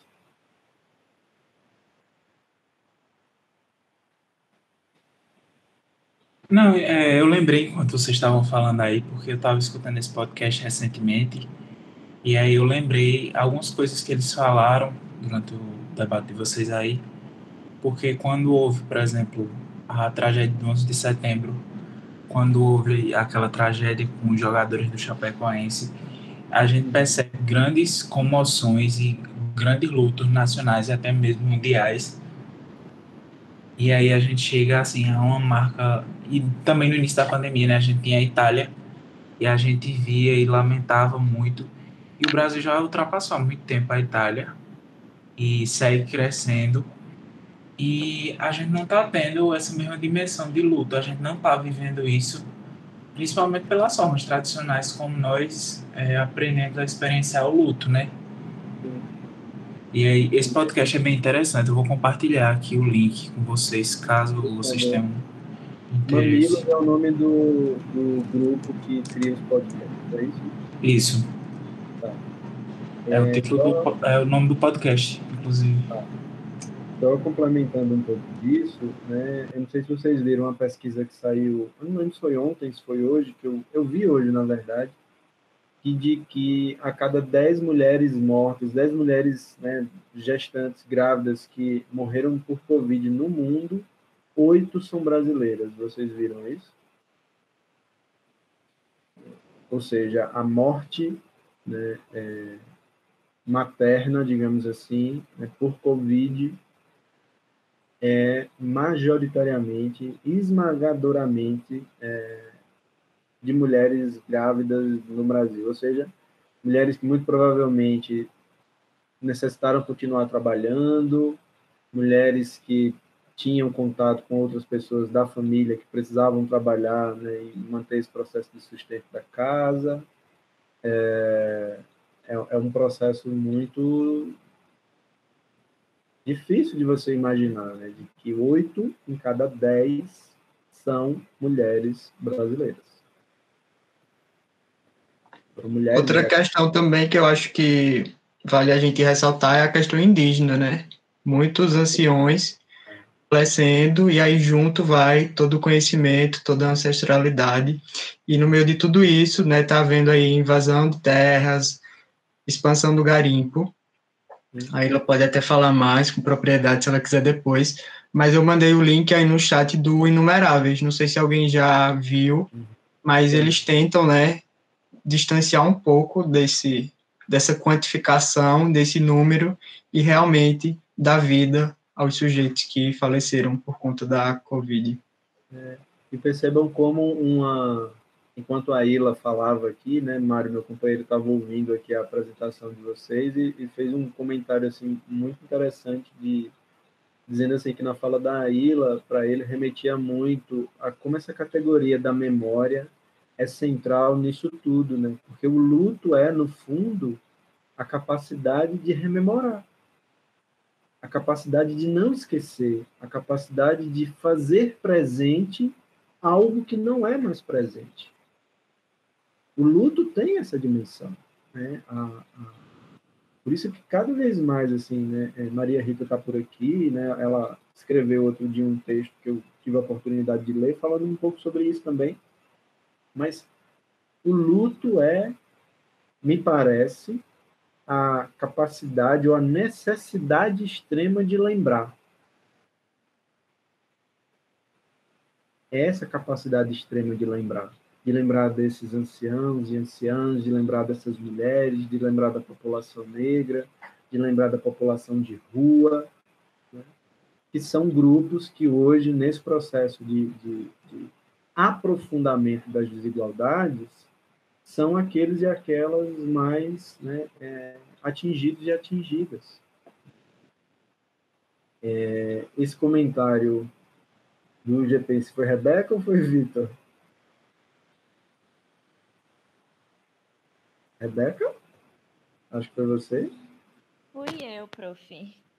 Tu quer comentar, minha querida? Não, assim, eu acho que... Tá bem baixinho o teu microfone. Parou agora? A mãe já ficou... Silêncio, Luísa. Não tenho muita coisa que comentar, né? Mas muito a acrescentar fora o que eu disse. Mas é o que eu tava conversando. Eu e Luísa, a gente conversa muito sobre isso e sobre o feminismo branco e o feminismo preto. E aí eu não conheço muito esse conceito de dororidade, mas eu dei uma olhadinha rápida. Eu concordo com Bia, eu acho que a pauta sororidade dentro do feminismo negro é uma coisa que a gente deixa de lado porque a nossa luta é outra luta. A nossa luta não é em relação ao homem como opressor e tal, até porque a sociedade em África, fundamentada que o mulherismo se baseia, não é patriarcal. Então, isso é muito complexo. Essa questão da sororidade é muito complexa. E a gente também espelha muito, como eu disse no comentário, da questão racial estadunidense, né? Eu acho que todo o país colonizado acaba pegando um pouco esse reflexo, né? Porque é o mais evidente, é o nítido. É isso que eu tenho. Sim. Eu até escrevi recentemente um trabalho com Luísa, professora que está por aqui conosco, né? Muito interessante, onde eu acho, teoricamente, muito interessante, que é onde a gente discute sobre como mulheres presas, né, constroem laços na prisão, né, que estão ali nesse ambiente carcerário. E a gente tenta, no início desse texto, explicar qual é a noção de sororidade que a gente utiliza dentro do trabalho, que é uma noção justamente de um processo de alteridade previamente instituído, não numa lógica, né, romantizada mesmo desse necessário cuidado da outra, como se toda mulher tivesse essa obrigação de cuidar da outra. Não. É um processo de atravessamento de uma injustiça. A gente opta por utilizar no texto o termo sororidade, mas a gente explica isso no trabalho, né, de que, no caso de mulheres, né, que estão em situação de cárcere, a sororidade é um processo de resignação contra essa precarização da vida, e não necessariamente um processo de autocuidado imposto, né, por uma lógica patriarcal, como você comenta, Rebeca. Mas é uma questão bastante interessante. Deixa eu só explicar algo, né, para quem é que é externo ao grupo, que está por aqui. Se a Rebeca puder colocar o link do nosso Drive aqui, para as pessoas depois que são externas quiserem acessar. É por aí, Rita. É bem por aí. Sim, concordo, Rebeca. É um processo complexíssimo, eu diria. Então, a partir dos nossos próximos encontros, daqui a pouco eu vou ter uma reunião rápida aqui com o pessoal do grupo. As pessoas que são externas podem acompanhar lá na página em seguida do GPense, né, como vão ser os nossos próximos encontros. Mas a partir do nosso próximo encontro, né, que necessariamente não será semana que vem, eu vou depois conversar aqui com o pessoal porque a gente vai começar a leitura desse livro aqui, do Quadros de Guerra, Quando a Vida é Passível de Luto. Né, é uma pergunta, perdão. Quando a Vida é Passível de Luto? É um livro da Judith Butler. Para mim, uma das obras dela que mais me encantam, né, para refletir essas questões, e onde ela faz um passeio assim com esses, vou chamar de 5 ensaios, né? São 4, mas 5 ensaios, se a gente contar o prólogo que ela apresenta nessa obra. Aliás, o prefácio, perdão. Mas é um livro muito, muito, muito, muito potente e que tem uma relação muito intrínseca com tudo isso que a gente está discutindo, ou que a gente discutiu nessas últimas semanas, né? Obrigado, Alana, pela indicação. Eu sei que a Conceição Evaristo ela tem uma importância muito grande, né, nessa reflexão, porque é ela que apresenta aquela ideia das escrevivências. Né? Para mim, é assim, uma das coisas mais bonitas e mais poéticas para pensar a própria escrita acadêmica, né, a partir dessa ideia. Mas, então, a partir do próximo encontro, né, a gente vai começar a discutir esse livro, porque eu entendo, e a gente já tinha pontuado um pouco disso aqui, que a Butler tem algumas leituras que estão muito conectadas com o que a gente está vivendo, né? A gente optou por começar por esse livro para que a gente pudesse ter um panorama desses conceitos, dessas questões mais centrais na obra dela. Cogitamos até discutir, começar, né, por problemas de gênero, mas escrevivências bem isso. Mas eu acho que esse livro, né, do Quadros de Guerra, ele faz um passeio assim sobre toda essa política do terror e da violência contemporânea que nos atravessa, né, de algum modo. Então, fala sobre essa dimensão precária da vida, que eu acho que interessa aqui a muita gente estudar e a compreender, porque dialoga com quem está estudando raça, etnia, gênero, tudo. É uma categoria, essa dimensão da precariedade, que vai interessar praticamente a toda e qualquer pessoa que estuda processos de violência, sejam eles atuais, sejam eles, né, passados. Essas DRs da Butler com o Zizek Laganda são da pano para manga. Essa dimensão da corporalidade, né, que Bia comenta aqui no chat, também a gente vai discutir muito a partir desse livro.